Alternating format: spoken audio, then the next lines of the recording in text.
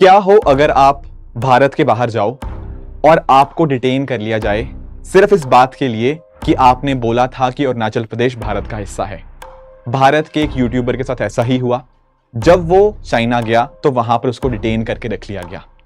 अब क्या है ये चाइना का पूरा मुद्दा, आखिर पेंटागन ने क्या हाईलाइट किया है, ये सारी बातें हम आज जानेंगे। दोस्तों, पेंटागन ने हाईलाइट किया है कि चाइना का एक प्लान है द ग्रेट चाइना बनाने का बाय 2049 एंड उसमें इन्होंने 4 लोकेशंस की बात करी है। एक है अरुणाचल प्रदेश के बारे में, दूसरा ताइवान, तीसरा साउथ चाइना सी और चौथा है सेनकाकू आइलैंड्स।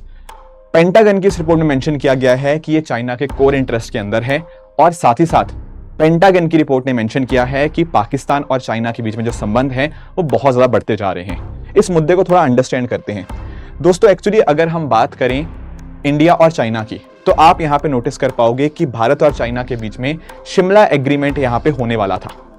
अब यहां पर मीटिंग हुई आपका तिब्बत के ऑफिशियल्स, चाइना के ऑफिशियल्स और ब्रिटिश इंडिया के ऑफिशियल्स, क्योंकि ये बात है 1914 की।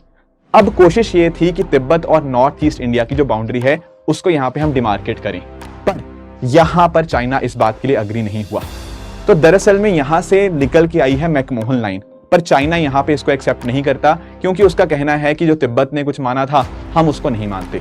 पर भारत और चाइना के बीच में जो बाउंड्री है वो यही है एंड इसी वजह से अरुणाचल प्रदेश भारत का हिस्सा है, इसमें कोई डाउट ही नहीं है। अब पहले तो देखो बहुत सारी कोशिश हुई भारत और चाइना के बीच में रिश्ते अच्छे करने की, पंचशील एग्रीमेंट भी हुआ, उसमें माना कि हम एक दूसरे की सॉवरेनिटी का ध्यान रखेंगे। पर चाइना ने जब आगे जाके 1962 का युद्ध हुआ तो कहीं ना कहीं यहाँ पे एक बहुत बड़ा कारण बना अरुणाचल प्रदेश का ये हिस्सा।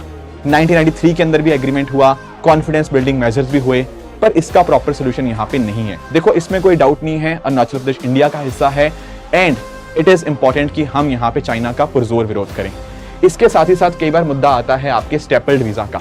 आपने सुना होगा कि चाइना कई बार जानबूझकर क्या करता है, अरुणाचल प्रदेश के जो लोग हैं उनको स्टेपल्ड वीजा देता है, एक टेम्परेरी डॉक्यूमेंट देने की कोशिश करता है क्योंकि वो क्लेम करने की कोशिश करता है कि अरुणाचल प्रदेश उसका हिस्सा है।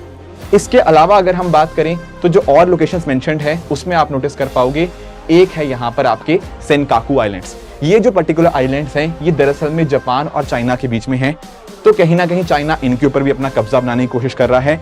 एंड इसके अलावा साउथ चाइना सी के अंदर बहुत सारा एरिया है जिसको यहाँ पे चाइना खुद का एरिया क्लेम करता है। इसमें आपका स्प्रैटली आइलैंड्स, पैरासेल आइलैंड्स, ये सारे आइलैंड्स इसके अंदर आ जाते हैं।